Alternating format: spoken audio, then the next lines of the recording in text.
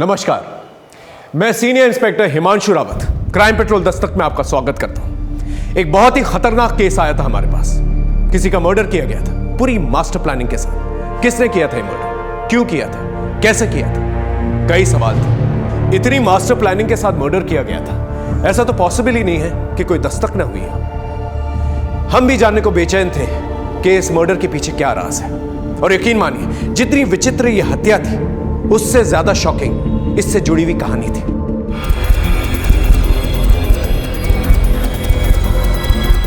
The number you are trying to call is currently not reachable.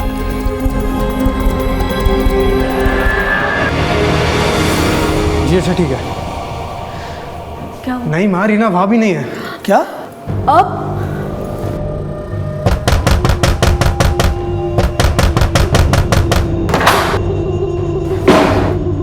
Reena? अरे रीना! क्या हुआ से? बच्ची! अरे किसने किया ये सब? अरे कुछ बताओगे तुम? सर मैं काम से वापस लौट रहा था तो रीना मुझे इस हालत में मिली।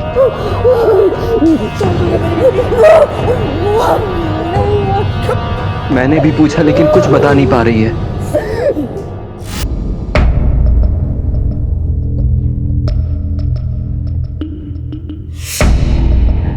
ये जो कुछ भी हुआ है इसकी खबर किसी को नहीं होनी चाहिए। मैं अगले हफ्ते रीना की शादी करवा दूंगा। बदनामी की ये कहानी इस चार दीवारी के अंदर ही रहनी चाहिए।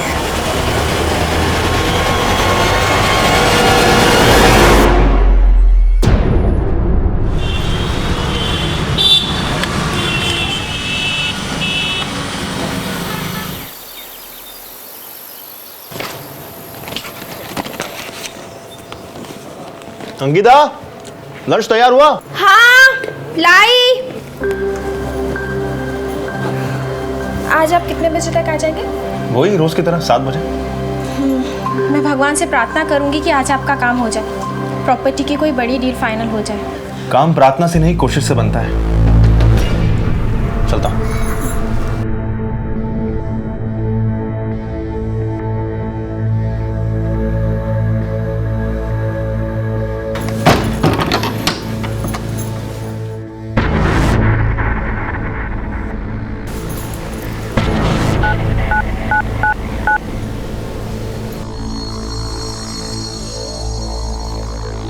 वो चले गए हैं, आ जाओ।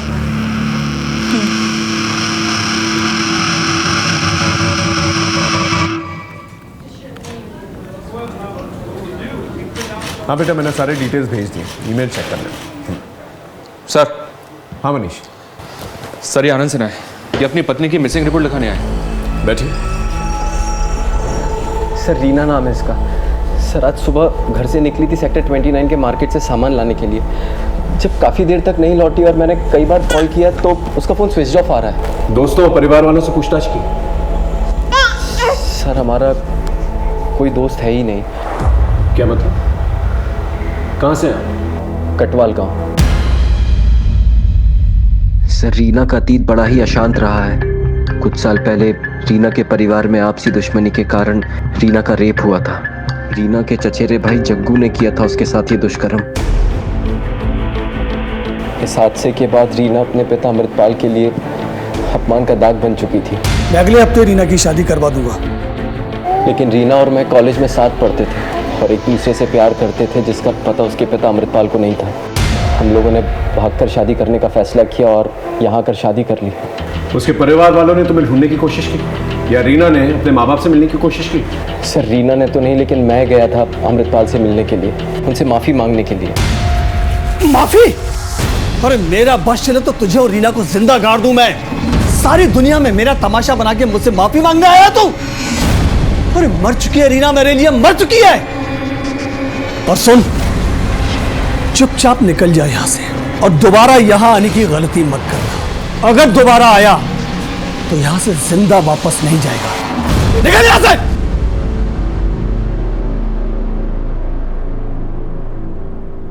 तुम्हारी फैमिली का क्या, उनसे मेलजोल है? सर इस हादसे के पहले ही मेरी माँ रीना को पसंद नहीं करती थी। क्यों? दरअसल रीना को बैडमिंटन खेलने का शौक था। मेरा मैच मिस कर दिया तुमने। सॉरी अगला मैच पक्का देखूंगा, प्रॉमिस।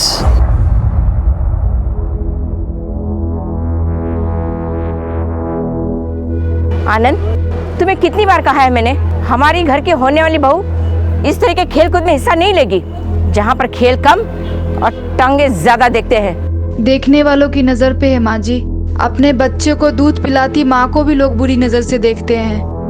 आनंद, फैसला कर ले, तुझे मेरे साथ रहना है या इसका साथ निभाना है।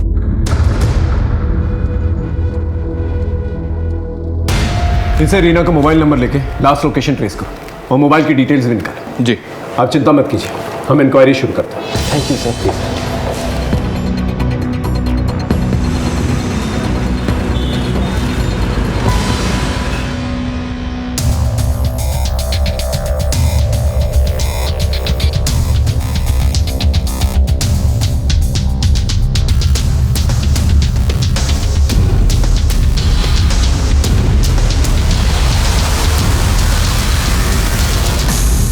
सर, रीना की last location sector 29 central market में ही थी। वहां लोगों से इंक्वायरी की लेकिन किसी ने भी रीना को पहचाना नहीं। कोई सीसीटीवी फुटेज? नहीं सर, लगता है जैसे हवा में गायब हो गई। आनंद की माँ से भी पूछा, हम नहीं जानते उसकी जिंदगी में क्या चल रहा था और नहीं जानना चाहते।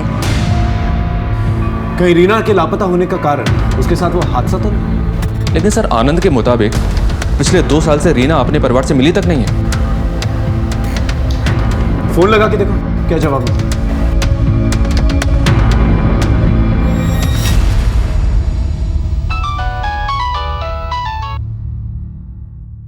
हेलो, रीना के पिता अमृतपाल बोल रहे हैं। रॉन्ग नंबर, और दोबारा फोन मत करना। हेलो, फोन कर दिया सर, दोबारा ट्राई करता हूँ।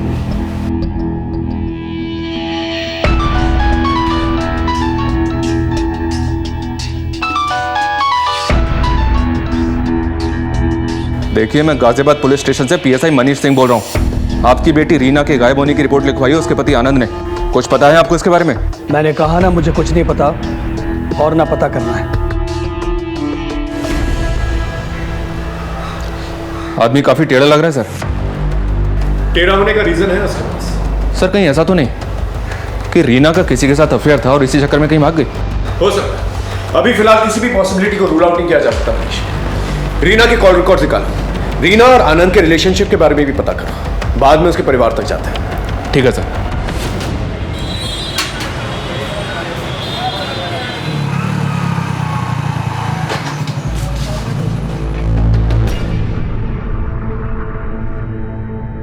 गीता कहाँ चली गई?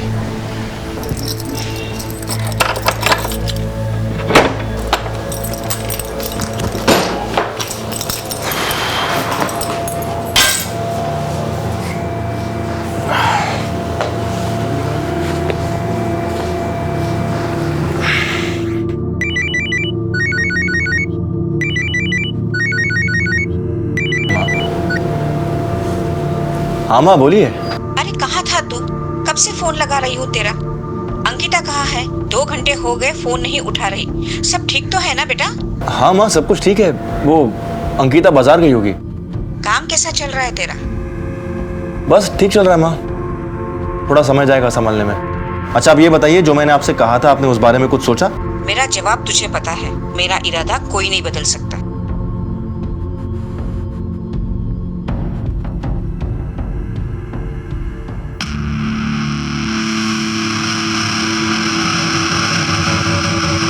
अरे आप आज जल्दी आ गए। अंकिता, कहाँ थी तुम?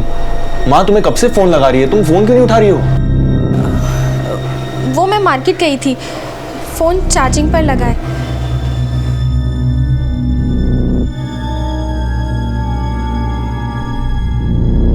साहब, आनंद और रीना यहाँ 2 साल पहले रहने आए थे। वैसे तो दोनों खुशहाल ही रहते थे, लेकिन बच्चे के पैदा होने के बाद दोनों लड़ने झगड़ने लगे थे। चुप, एकदम चुप, बहुत जुबान चलने लगी है तेरी। साहब, आनंद रात को बीवी से झगड़ा करके जाता था और सुबह में नशे की हालत में आता था। पैसों का भी प्रॉब्लम चल रहा था।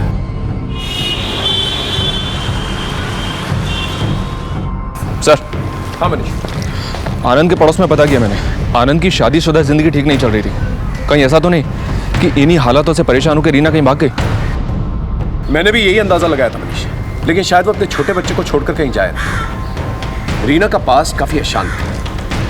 हो सकता है उसके लापता होने का तार उसके गांव कटवाल से जुड़ा।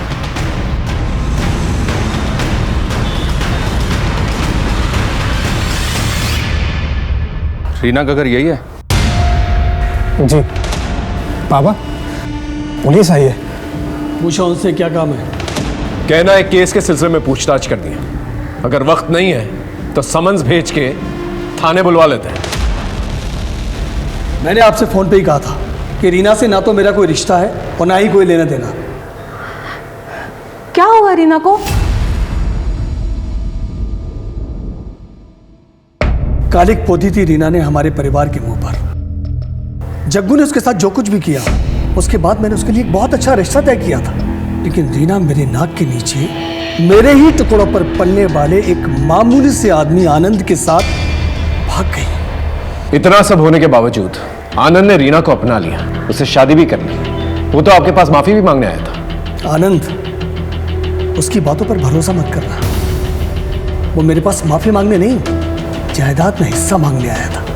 अगर सीधी तरह से आपने रीना को उसका हिस्सा नहीं दिया ना, तो मुझे कोर्ट जाना पड़ेगा। हाँ, अगर आप रीना को अपनाना नहीं चाहते तो मत अपनाओ, लेकिन उसे उसका हिस्सा तो देना पड़ेगा। अच्छा, तो कोर्ट जाएगा? जा, मुझे जो देना था वो दे चुका हूं। अब तुझे इस घर से सिवाय बेइज्जती के और कुछ नहीं मिलेगा। हम यहाँ रीना की मिसिंग कंप्लेंट की तफ्तीश कर रहे हैं। क्या आप लोग में से कोई जानता है कि रीना कहाँ है? एक बार चली गई सो चली गई, पलट के वापस नहीं आई सर।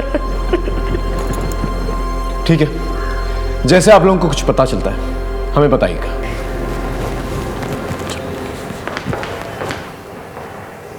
कहीं आपने जग्गू की तरह रीना को भी? इस आनंद ने हमसे झूठ कहा।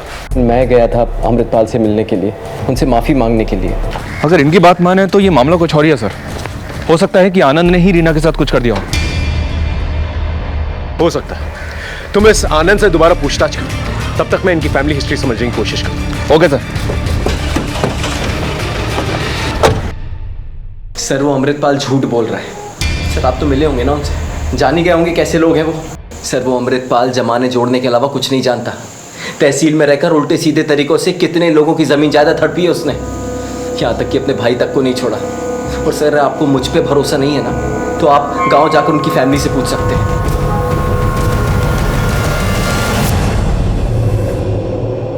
साहब, अमृतपाल ने हमें बर्बाद कर दिया था। सारी उपजाऊ ज़मीन उसने अपने नाम पे कर ली थी और सारी बंजर ज़मीन उसने हमारे लिए छोड़ दी। इस बात को लेकर जब मेरे बेटे जगन्नाथ ने आवाज़ उठाई तो अपनी ही बेटी के बलात्कार की झूठी केस में उसे फंसा दिया। मुझे आज भी याद है।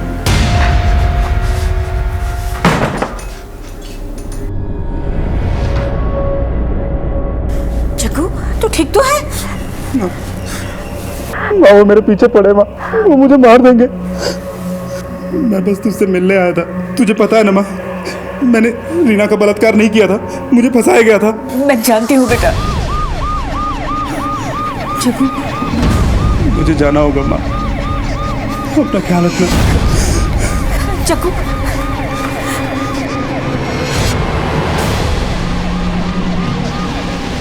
जब वो जेल से बाहर आया तो अमृतपाल ने मुख भरी करके उसे पुलिस के हाथों मरवा दिया। हम पुलिस वाले कानून के दायरे में ही रह के काम करते हैं, और पहले गोली आपके बेटे ने चलाई थी। खैर, हम इस बारे में बात नहीं कर रहे। हम आपकी भतीजी रीना, उसकी खोज कर रहे हैं। उसके बारे में कुछ पता है आपको? रीना बहुत अच्छी लड़की थी, सारे उसे बहुत पसंद करते थे। अमृतपाल के दोस्त का बेटा कपिल, वो भी उसे बहुत पसंद करता था। कुछ दिनों के बाद कपिल उस पर हक जमाने लगा तो रीना ने उसे छोड़ दिया। फिर भी कपिल ने उसका पीछा नहीं छोड़ा। जब रीना का बलात्कार हुआ, उसके बावजूद भी कपिल उसके साथ शादी करने के लिए तैयार था, मगर रीना वो तो आनंद के साथ भाग गई। कोई और नजदीक था रीना के? जी, मेरा बेटा सूरज, जो साहिबाबाद में अपने पत्नी के साथ रहता है। उसका काम जम जाए ना तो मैं भी चली जाऊंगी यहाँ से। आप उससे फ़ोन करके पूछ सकती हैं कि उन दिनों क्या बातचीत हुई थी। जी साहब। The number you are trying to call is currently switched off. इसका नंबर नहीं लग रहा है। साहब, मैं अपनी बहू का नंबर मिलाती हूँ। प्लीज़ ट्राई कीजिए। The number you are trying to call is currently switched off. इसका भी स्विच ऑफ आ रहा है। ठीक है, आप इनका फ़ोन नंबर और पता हमें दे दीजिए और उसका पिन, उसका नंबर भी दीजिए। इन सबके नंबर ले लो, उनके कॉल रिकॉर्ड्स भी निकालो। ठीक है। देखा आपने कितनी उलझनें थी इनके रिश्तों में। कोई भी ब्लॉक सीधी नहीं बैठ रही थी और हम हर एक मिलती लीड के साथ और ज्यादा हैरान होते जा रहे थे। यहां से मैं आपको लेके चलता हूं उस मौका वारदात पे जहां से हमने इस कहानी की शुरुआत की थी।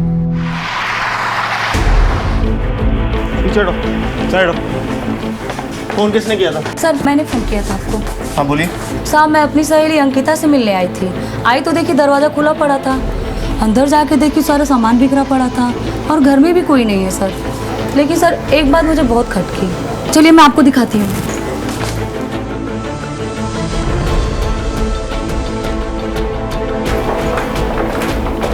सर, ये दरवाज़ा अंदर से लॉक है। शुक्ला, तोड़।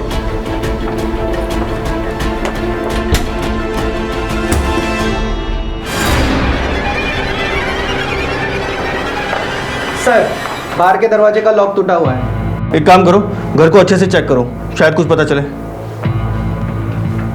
यहाँ और कौन कौन रहता है? सर, अंकिता और उसके हस्बैंड कुछ ही महीना पहले शिफ्ट हुए हैं सर।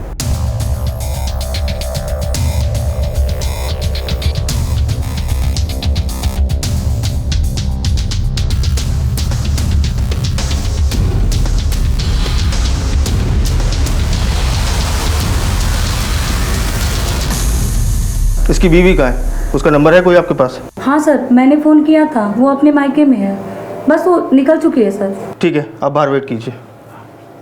सर। हाँ शुक्ला। सर, घर का कैश और ज्वेलरी दोनों सेफ है। घर में ज्वेलरी और कैश सेफ है, लेकिन सामान सारा बिखरा पड़ा है, जैसे कि कुछ तलाश किया गया हो। पर क्या?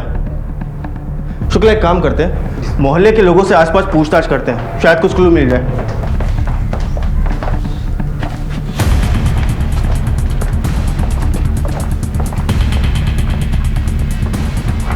कातिल को हमला करने के लिए इस ऊंचाई तक चढ़ना पड़ा होगा।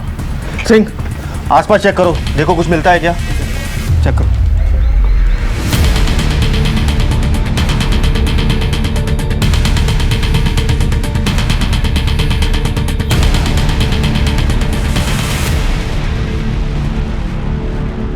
सर।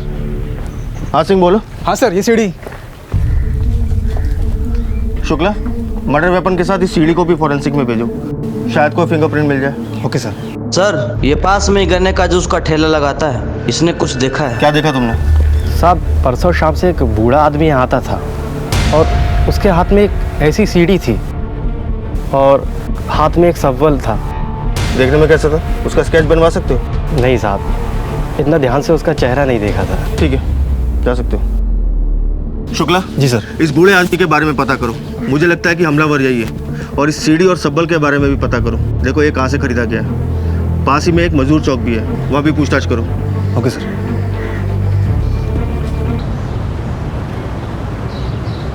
क्या है बे?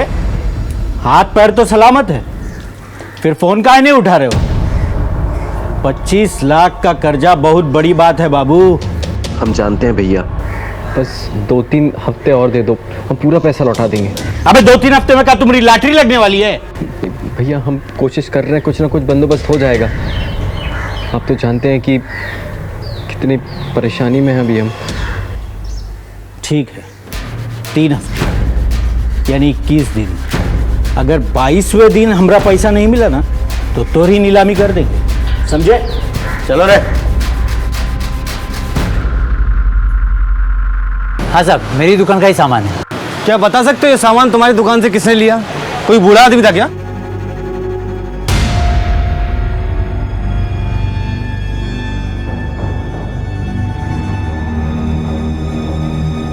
हाँ साहब, बूढ़ा आदमी था। आप उस बूढ़े आदमी का स्केच बनवा सकते हो? इतना साफ तो याद नहीं है साहब मुझे। ठीक है, थैंक यू। कांस्टेबल, एक काम करो, इस एरिया के सारे सीसीटीवी फुटेज चेक करो, कहीं ना कहीं कैप्चर तो हुआ होगा। सर मैं एक हफ्ते के लिए अपने मायके गई थी क्योंकि मेरे पति भी गांव जाने वाले थे। अंकिता, क्या लगता है आपको, आपके पति की हत्या किसने की होगी? सूरज की किसी से कोई दुश्मनी थी? पता नहीं सर, मेरे पति तो बहुत सीधे साधे इंसान थे, प्रॉपर्टी डीलिंग का काम करते थे। लेकिन सर उनका कुछ दिनों से एक समीर नाम के प्रॉपर्टी डीलर से झगड़ा चल रहा था। इनफैक्ट सर उस समीर ने उनको धमकाया भी था। ठीक है अंकिता, अभी आप जा सकती हैं, ज़रूरत पड़ने पे हम आपको फिर बुलाएंगे। जी सर।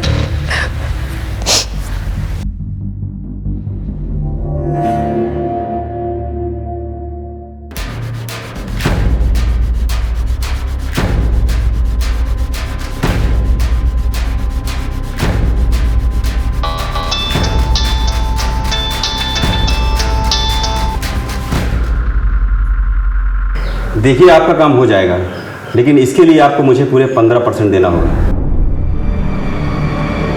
मंजूर है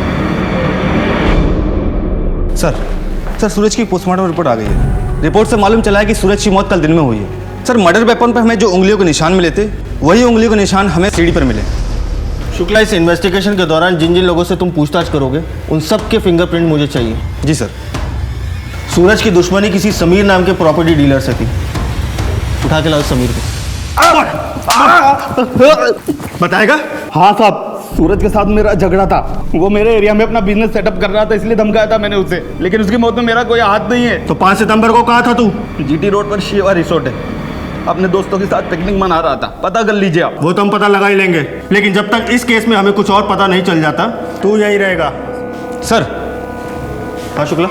सर गाजियाबाद थाने से सूरज की पूछताछ के लिए टीम आई है। गाजियाबाद पुलिस?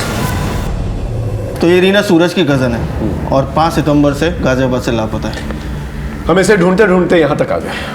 पहले रीना गायब हुई, उसके बाद उसका कज़न सूरज, उसका मर्डर हो गया। मुझे लगता है ये दोनों केस आपस में जुड़े हुए हैं, लेकिन सूरज के केस में अभी तक कोई सुराग हमें नहीं मिला। हमें भी अपनी तफ्तीश में कुछ नहीं मिला।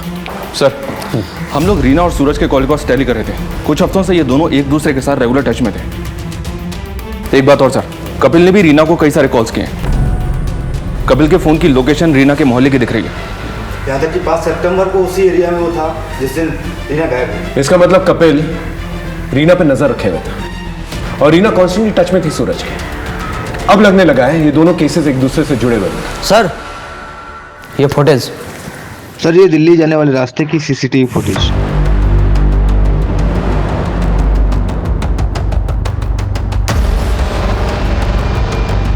ये बूढ़ा आदमी सीसीटीवी फुटेज में क्लियर दिख रहा है और दिल्ली जाने वाले रास्ते से दिख रहा है। और जिस ऑटो से ये निकला था उसका नंबर भी साफ साफ दिख रहा है। शुक्ला, एक काम करो, इस ऑटो को ट्रेस करो और पता लगाओ ये आदमी कौन है। Okay sir. और हम लोग आनंद से पूछते हैं ये रीना, कपिल और सूरज का क्या ट्रायंगल है। दोनों खानदानों में खूनी जंग चल रही थी, दोनों एक दूसरे से नफरत करते थे, ये बात समझ में तो आ रही थी, लेकिन रीना और सूरज की दोस्ती, ये बात हलक से नहीं उतर रही थी। इन दोनों के बीच में क्या चल रहा था? सवाल जितने चौंकाने वाले थे, जवाब उतने ही हैरत अंगेज। हम 2 दिशाओं से भटकते भटकते एक सड़क पे आ गए थे।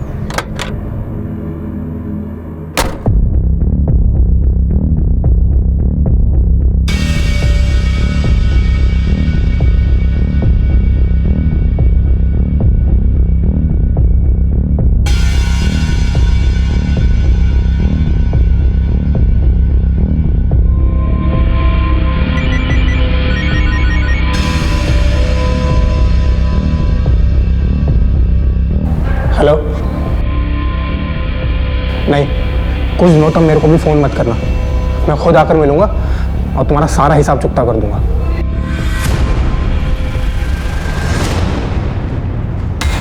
क्या सूरज का खून हो गया? सर रीना का कुछ पता चला? वो हम पता कर रहे हैं। पहले तुम बताओ, तुम इस कपिल के बारे में क्या जानते हो? वो प्यार करता था रीना से, अपना हक जताता था रीना पर, और तो और वो घर तक पहुंच गया था सर। हाथ जोड़ते मेरा पीछा छोड़ दो। कौन सी भाषा में समझाया हम तुमको? दोबारा रीना के पास भी दिखे ना तो सोच लेना। निकलो यहाँ से। बहुत बड़ी भूल कर दी रीना तुमने। चल निकल, दोबारा नजर मत आना। तो ये बात पहले क्यों नहीं बताई? सर मुझे लगा वो क्या कर सकता है, बस इसीलिए। ये कपिल कहाँ रहता है? बहरामपुर। इन दोनों रीना और सूरज के बीच में बहुत बातचीत हो रही थी। क्यों? सर सूरज बहुत अच्छा आदमी था। उनके पूरे परिवार में वही एक समझदार इंसान था। वो रीना के साथ मिलकर अपने और अमृतपाल की फैमिली के बीच सुलह कराना चाहता था। रीना उसका साथ दे रही थी। जिस दिन सूरज का मर्डर हुआ 5 सितंबर, तू कहाँ था? मैं वकील के दफ्तर में था। सारा दिन कागजी कार्रवाई में ही गुजर गया था।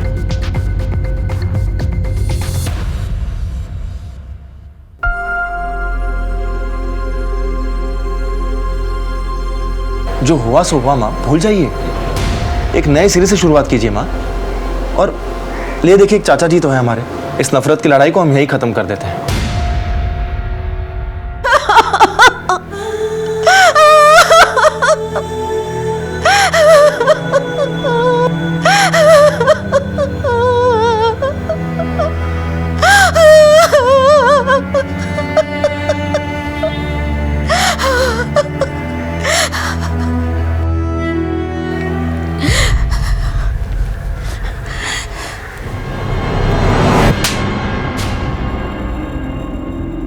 तूने यहाँ आने की हिम्मत कैसे की? हमें बर्बाद करके अब तमाशा देखने आया है? तूने ही मारा ना मेरे सूरज को। हम तो यहाँ आपका दुख बांटने आए थे दीदी। दुख भी तुम ही देते हो और बांटने भी तुम ही आते हो। निकल जाओ यहाँ से। पड़ गई तेरे कलेजे में ठंडक। तूने कहा था ना मुझे यहाँ आने के लिए, करा दी ना मेरी बेइज्जती। मैं तुम्हारी शक्ल कभी नहीं देखूंगा।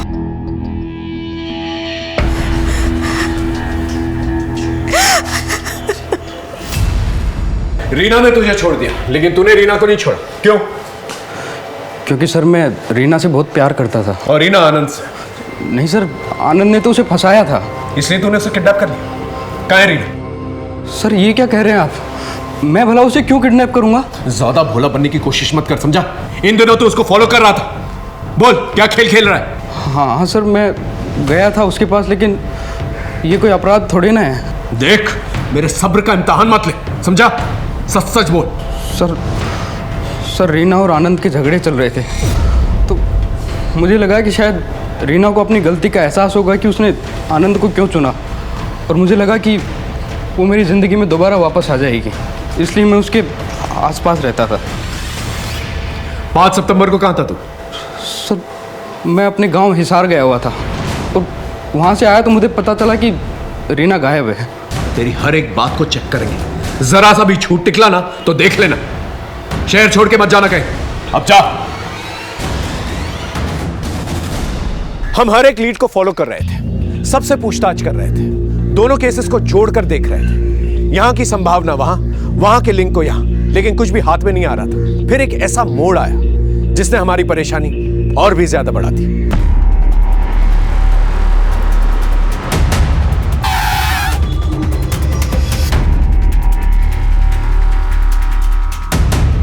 साहब ये देखो साहब।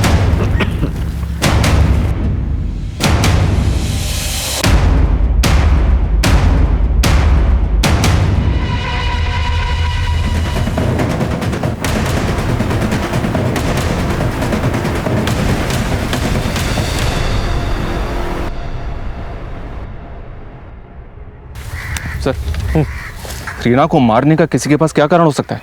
कारण तो है मनीष।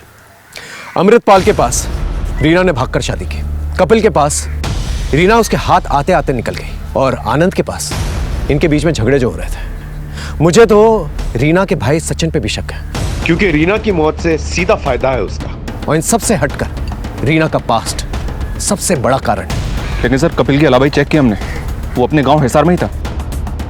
जरूरी नहीं हर इंसान जो अपना काम खुद ही करे, वो किसी और से भी करवा सकता है। इन दोनों परिवारों के बीच में काफी तनाव था। एक परिवार में जग्गू का इनकाउंटर हो जाता है और सूरज की हत्या, और दूसरे परिवार में रीना की हत्या। इन सब परिवार वालों की एक लिस्ट बनाओ, इन सब पे नजर रखो, इनकी कॉल हिस्ट्री निकलवाओ। कोई तो है जिस परिवार के पीछे पड़ा हुआ है। ये रीना की पोस्टमार्टम रिपोर्ट आई है सर। पोस्टमार्टम रिपोर्ट के हिसाब से मौत सर पे चोट लगने से हुई है, डिफ्यूज एक्सोनल इंजरी, जिसकी वजह से स्कल में क्रैक पड़ गया। परिवार वालों से कुछ पता चला? हमने हर एक मेंबर के कॉल रिकॉर्ड्स और उनकी मूवमेंट्स चेक किए। एक बात सामने आई है सर, ये अमृतपाल दोनों ही मर्डर्स के दिन गाजियाबाद में था, और हर बार कुछ घंटों के लिए इसका फोन भी बंद था। सूरज की पत्नी अंकिता की ये बात झूठ थी सर कि वो मायके में थी, जबकि उसका फोन गाजियाबाद में ही राजनगर में एक्टिव था और अक्सर वहीं एक्टिव रहा है। रीना के भाई सचिन के भी कॉल रिकॉर्ड सामने खंगाले सर, उसमें 1-2 नंबर्स ऐसे सामने आए हैं जिन पर इसने उन दिनों कई सारे कॉल्स किए हैं। हम चेक कर रहे हैं। एक काम करो, अंकिता को थाने बुलाओ और इस अमृतपाल और सचिन पे नजर रखो। एक एक को घेरते हैं। इस बूढ़े आदमी को तुमने ही अपने ऑटो से छोड़ा था ना? हाँ साहब, इसको यमुना विहार में छोड़ा था साहब। बहुत जल्दी में था साहब। 50 रुपए की जगह सर 100 रुपए दिया। और कोई बात नोटिस की तुमने? सर इसके पास एक ब्लैक कलर की बैग थी साहब। तुम उस जगह ले जा सकते हो जहाँ पर उसे छोड़ा था? जी साहब। चल। ये रहे तुम्हारे कॉल रिकॉर्ड्स। हमसे झूठ क्यों कहा तुमने कि तुम्हारे पति के मर्डर के दिन तुम अपने मायके में थी, जबकि तुम गाजियाबाद में थे, राजनगर में? क्या छुपा रहे? सर वो मेरा किसी के साथ अफेयर चल रहा है। लेकिन तुमने तो कहा था कि तुम्हारा पति एक अच्छा इंसान है, तुम्हारी अच्छे से देखभाल करता है, फिर ये अफेयर? सर मैं सूरज को बहुत प्यार करती थी, लेकिन मुझे उससे पति का सुख नहीं मिल पा रहा था, इसलिए सर मेरे कदम थोड़े बहक गए थे। कौन है? क्या नाम है इसका? मेरे कॉलेज का ही दोस्त है सर, अनिल। और उसके साथ मिलकर तुमने सूरज की हत्या कर दी? सर ये आप क्या कह रहे हैं? सूरज के साथ ऐसा करने का मैं सोच भी नहीं सकती। और सर ये बात आप भी जानते हैं, जिस वक्त सूरज की मौत हुई उस दिन राजनगर में थे हम दोनों। सर मेरी बात का यकीन कीजिए। हमारे पास शक की भी वजह है और यकीन की भी। हमारी नजर है तुम पर।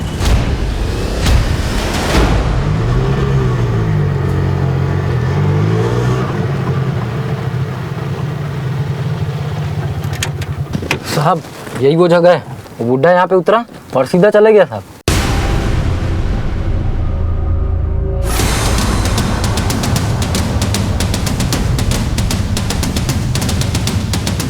सारे एरिया को छान मारो।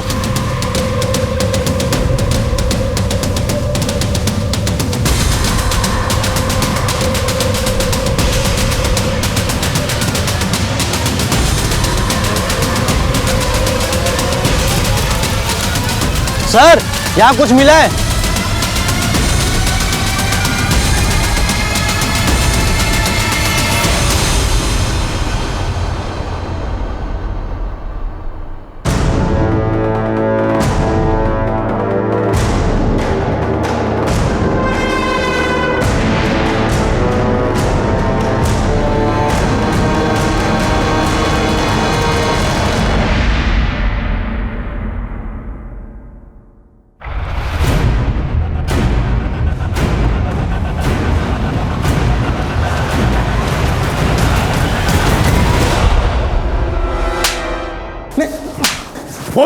इतने पैसे लेके कहां जा रहा था तू? रीना के मर्डरर्स के पास? नहीं सर, रीना की हत्या और मैं। तो फिर ये सब क्या है? सर मुझे एक्चुअली प्रोस्टिट्यूट के पास जाने की लत लग गई थी। सर पापा पैसे देते नहीं थे, तो मैंने सोने में मिलावट करके पैसा कमाया सर। बस उन्हीं का हिसाब चुकता करने जा रहा था सर। तो फिर भागा क्यों? सर मुझे लगा आप लोग सोने के मिलावट के केस में मुझे पकड़ने आए। सर ये सब मेरे को जग्गू भैया ने सिखाया सर। जग्गू जिसने तेरी बहन का रेप किया? सर रीना खुद नहीं जानती थी उसका रेप किसने किया। सर उस हादसे के बाद पापा ने उसे घर में कैद कर दिया था, और सर हम लोग को बाद में पता लगा कि वो प्रेग्नेंट है, तो पापा ने उसका अबॉर्शन करा दिया और कपिल के साथ उसकी शादी फिक्स कर दी, जिससे किसी को कुछ पता ना चले। कपिल शादी करने के लिए तैयार था, लेकिन तब तक रीना भाग गई थी और पुलिस को जग्गू की लोकेशन भी पापा ने दी थी, जिस मुठभेड़ में वो मारा गया।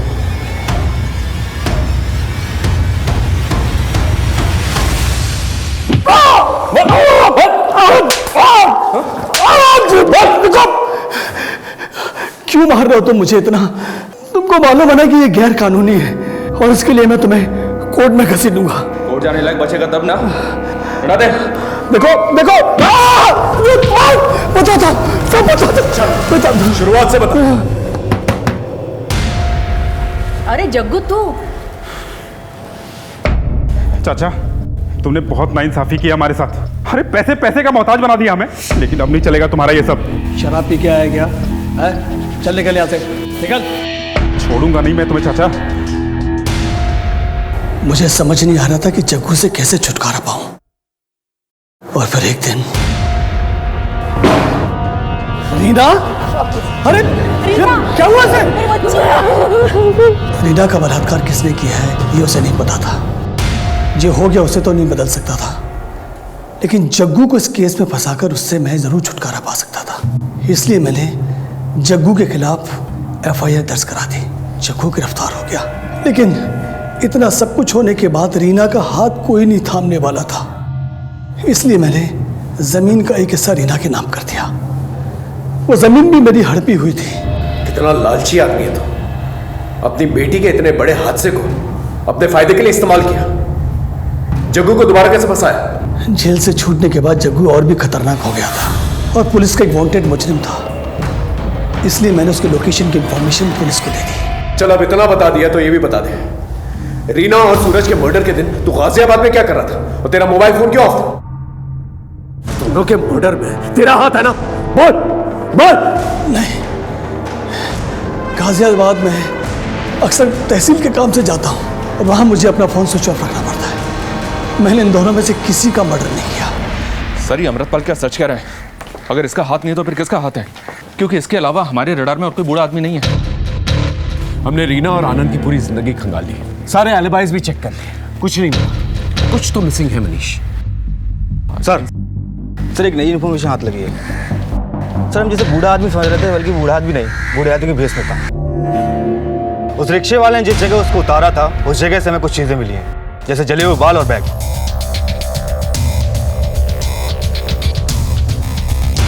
और एक बात सर हमें इस पे जो उंगलियों के निशान मिले हैं ये वही हैं जो हमें सीढ़ी और सब्बल में मिले थे।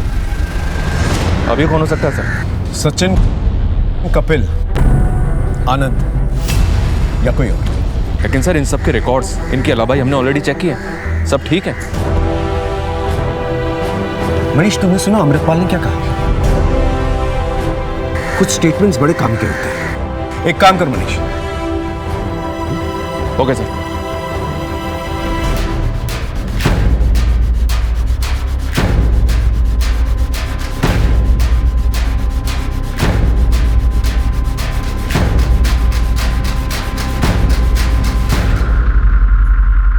जी हाँ, उस दिन पूरे दिन आनंद ऑफिस में था मेरे साथ, लेकिन इतनी सी बात के लिए मुझे यहाँ लाने की क्या जरूरत थी?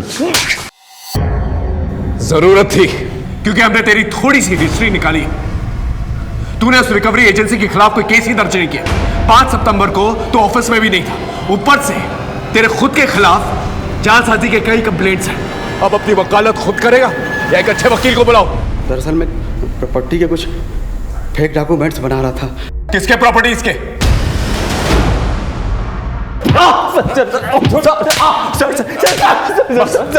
मुझे क्यों मार रहे सर?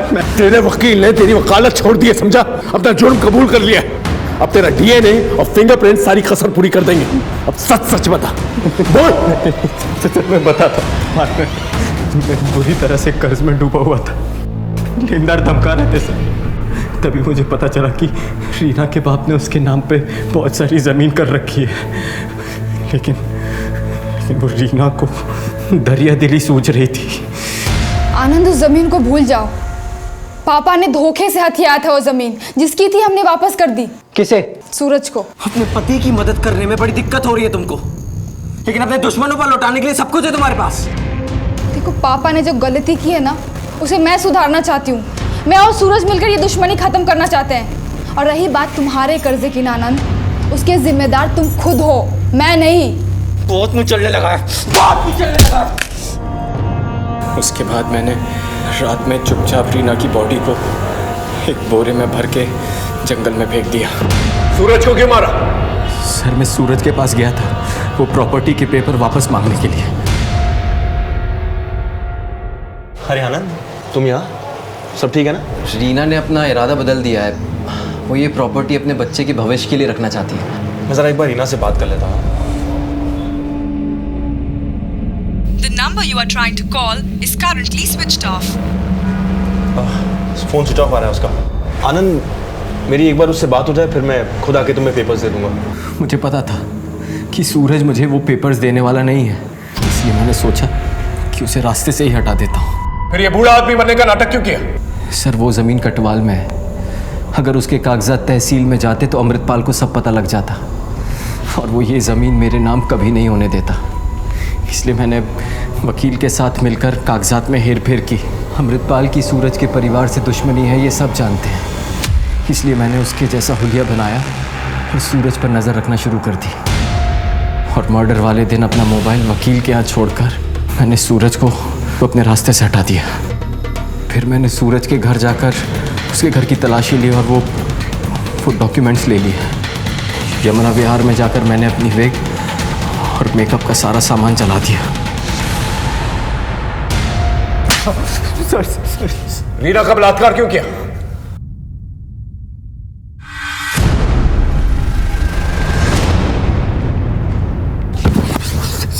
बोल, रीना का रेप क्यों किया? बोल। सर बताता सर, वो अमृतपाल रीना के लिए रिश्ते ढूंढ रहा था और वो कपिल उसके पीछे पड़ा हुआ था।